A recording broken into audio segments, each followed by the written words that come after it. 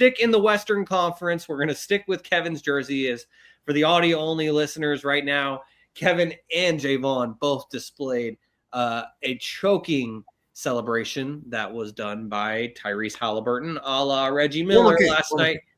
Yes, thank you, former King. I almost wore my Tyrese Halliburton today on the episode, but I decided to abstain. Maybe we'll see it next week. But anyways, we're going to stick in the Western Conference for now just because Kevin just spoke about the Oklahoma City Thunder. And in game one, there could have been another brutal injury as Anthony Edwards sprained his ankle again in these playoffs, goes back to the locker room, gets it retaped. He's out there hobbling around, but he was able to play through it. And I don't think Anthony Edwards would blame his ankle for the reason that the Wolves lost game one. But Kevin, because of the jersey that you're wearing and because one of your closest friends is a Minnesota fan, one of the few that I know of. Yeah. Yeah, I guess he's a well, Kevin, what's the backstory with that Thunder jersey? Because obviously you're one of the biggest LeBron stans I know, and Kevin Durant is a big competitor of LeBron James. So what's the backstory with that jersey? My grandma got the jersey because obviously we share the same initials. So God rest in peace, my grandmother. But she got me the jersey. I've never worn it. This is the first time it's ever been on my back. Wow, so that's special. So I had to come on here and troll. But getting into this game, I told everybody, it's nice when you're playing the Lakers. They got no defenders. It's nice when you're playing the Warriors with no Steph. Whole different ball game playing the Thunder. Whole different ball game. Shai, everyone wants to say that he shoots too many free throws. He's a free throw merchant. He foul based. The refs wanted him that game. That's all West is going to say. Shai is so every other player that averaged 30 points in the NBA has shot an average of 10 free throws per game to Shai's 8. Shai has 12th most free throws or 12th in attempts of free throws per game for MVP since 2002. So, yes, you can say he's a foul merchant. Yes, you can say that, but the facts don't show that. This Oklahoma City Thunder team is the best defense in the world. They averaged 17 turnovers in the regular season. In the playoffs, they have now bumped that to 19. In game one alone, they forced 13 steals. The Thunder were coming off of 1 day's rest. The Warriors were coming off of 6 days rest. This just goes to there's levels to this shit. You're sitting at home on your ass. These guys are winning games. The Thunder shot 10 of 16 from open threes. The Minnesota Timberwolves shot 11 of 39. Ant-Man, Spider-Man, Batman, Ant's not that. He's not that. He had one shot. He shot 13 shots, and one of them, Toddy, was by the rim. You don't want to know his average shot distance was 26 inches. 26. That is the highest in his career. 13 shot attempts was the lowest of his playoffs. This playoffs. He's got to show up. We saw game one last round. He didn't show up either. So when he doesn't show up, this team does not win. Rudy Gobert played 21 minutes in this game because the Thunder said, you know what, Rudy? We're going to play small ball. Now you can't play. So now there's no rim protector. Shai is getting to the cup. Jalen Williams is getting to the dub. Caruso is doing what he does. Ant-Man, like I said, you can sit here and say it was a bad shooting night. They've had a lot of bad shoot nights. I guess they only did against the Lakers. But the Timberwolves are in trouble. Me and my sister were the only ones to choose the Thunder to win this series. So the guys above me, I know they're sweating their boots. Just to give you a little bit of insight of the picks tonight, they are both doing it again. It seems like they are going down with the ship. But it's game two. It's looking ugly. So I wanted to give you guys a little Kevin trivia. So in this, the Thunder versus the Warriors is a matchup of the two top leading scorers in the total points in the NBA. This has only happened 4 times. This is the first time since 2015. Can you guys name me can you guys guess the other 4 matchups of the top 2 total scorers playing in either the NBA Finals or the Conference Finals? And I'm going to give you a year because it goes back to 1997. Okay, well, one of my guesses is James Harden and Kevin Durant in like 2017, 2018. No. LeBron. Yeah, give me another person. Well, he's one of them, right? Well, there's 2 people. You got to give me both guys. Yeah. Okay, so LeBron's one. LeBron, Shai the other one? No, Ty. So what thing No, it's the two guys in total points playing against each other. Oh, LeBron and KD. Yes, 2012, LeBron and KD. Oh, Yeah, so okay. 3 other times it happened. There we go. 2 other times. So LeBron and KD In 2012. LeBron and Steph? It's not. No, and it's not Kobe and any of the Celtics or Kobe and Dwight Howard. No, Michael Jordan and Karl Malone? Yes, he Ty, did in 1997 and 1998. So now there's only one other one. Okay, great pull, Toddy, because I was about to say right when you said it, I was like, okay, he did say 97, so yeah.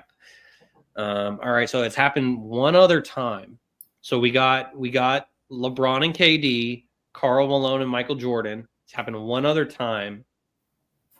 Allen Iverson and Kobe Bryant. No, that's a good pull, though. Thank you. What's the last one, Kev? You guys, I'll give you a wait. year. I'm about to say you're gonna kick yourself when I tell you. Give us the year. 2015.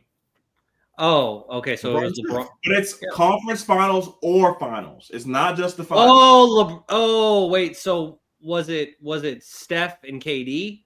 Who'd they play in the 2015? And I already guessed. Oh, was it Steph and James Harden? Yes, sir. That is the. I knew I was onto something with James Harden earlier, but I thought it was Harden and KD. Yeah. That's definitely a kicking myself moment right there, because Harden was the first name that came in my mind where I'm like, all right, he is always near the top of points average per game. Okay, so that makes sense. But Toddy, if you wanted to comment on this series, just as my fellow supporter of the Timberwolves in this series, because the Wolves are back, just what are your thoughts on this series overall and what we saw in Game 1? We'll have to see the extent of Ant's injury. I don't know. I think he'll be okay. But did you guys see Anthony Edwards and Julius Randle at the end of the at the post game? They looked at the piece of paper and they just laughed. Yeah. What were they laughing at? Do you know? Was it the free throws? Free throws. So Shea shot, I think it was 14 or 15 free throws, which was basically what Ant and Julius Randle shot combined. 7 of those free.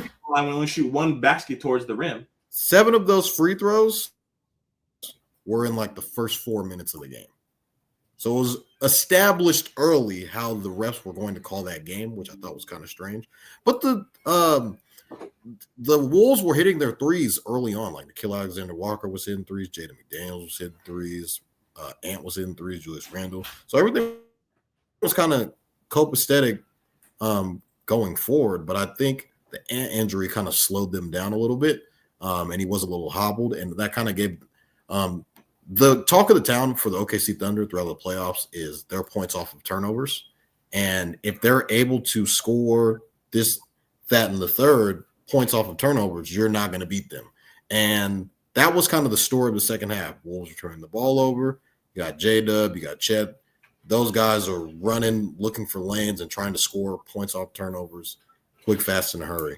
And I think if you get into that brand of basketball, the Nuggets were able to show in that series, if you're able to kind of slow them down in the half court, because we've said time and time again on this podcast, everything slows down in the playoffs. And for this young team with OKC, their half court offense is kind of just, all right, Shea, come off the screen and mid-range. That's pretty much their half court offense.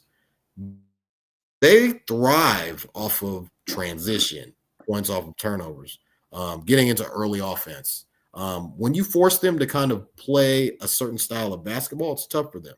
But as Kevin already mentioned, they went smaller and kind of took Rudy Gobert out of the game in a sense, and was like, you guys have to figure out another way on how to beat us. So it's going to be a chess matchup, I think. I think this series does go 7 games.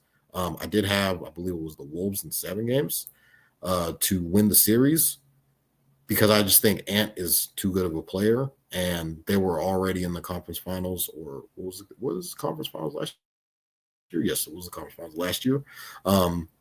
So they're going to have to, there's going to be some growing pains for sure with both teams, because both teams are still fairly young. Oh, I picked the Read Wolves. my mind, Shaun. I literally had that up, but I was Wolves in 6 games. Sorry. So I think what's going to happen is Ant's got to get going. Julius has got to get going. And they're going to need those other guys like Nickeil Alexander-Walker and Jaden McDaniels. Like Jaden McDaniels had a 40-point game in the playoffs. Now, albeit it was against the Lakers, as Kevin already mentioned, you got a bunch of cones in front of you. It's going to be a lot easier. But these two teams are the number 1 and number 2 defensive rated team in the NBA. So a lot of unders I would like to project if you guys are betting people. I know my pop in the back. He's a gambling man. not a ball line. The under for sure is going to be prime in a lot of these games because I think we'll see a lot of defensive plays being made. And it's gonna go a long way. For OKC, we saw in game 6 against the Nuggets, J-Dub had a terrible game. Game 7, he came out and he hooped. I mean, Shea's going to be Shea. He's going to get his 25, 30 pretty much every game. All those other guys like Caruso, guys like J-Dub, guys like Chet, Hartenstein, who's hitting that little left-handed floater that he's kind of developed over the past couple of years.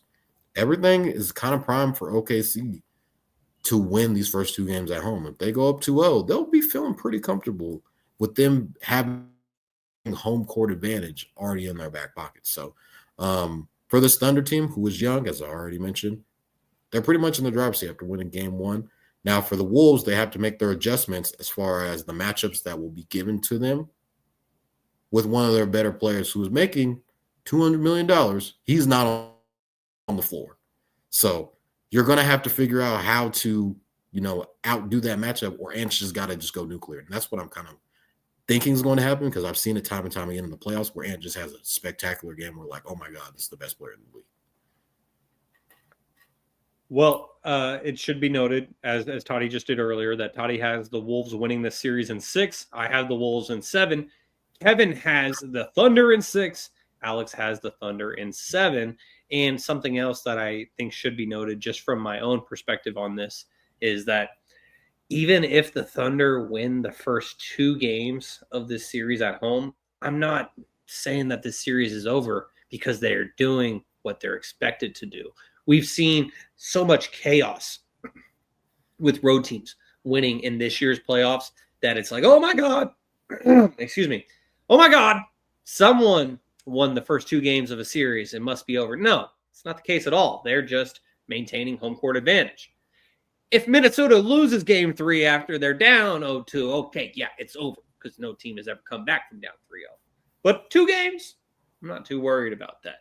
And something else I wanted to say about this series in general is that for the first time since 1996, the Western Conference Finals is being played outside of Texas or California. Oh, yeah, I saw that stat. That was pretty crazy. That's pretty crazy that for the first time in our collective lifetimes. So I'm like, it's either the Warriors, Lakers, even Clippers snuck in there. The Mavericks were in it. Yeah. I guess San Antonio for all those years they were in it. Exactly. And so yeah, it's pretty crazy that that's the case. And something else that I wanted to mention is this is probably the best possible Final Four that we have had in years, Toddy. And the reason why I say that, you probably disagree because your Celtics aren't in it. But the reason why I say that is the last 4 teams in the playoffs have a combined 2 championships. And those both belong to the Knicks. And the most recent one was 52 years ago. So we're going to witness a champion for the first time ever or for the first time in 52 years. We have a 75% chance to see a first-time ever champion. Which earlier we were talking about. Just starving for a championship for sure. Yeah, technically, Oklahoma City, formerly of Seattle, won the NBA championship in 1979, which was even more recent than the Knicks' most recent championship. But the Oklahoma City Thunder never experienced it.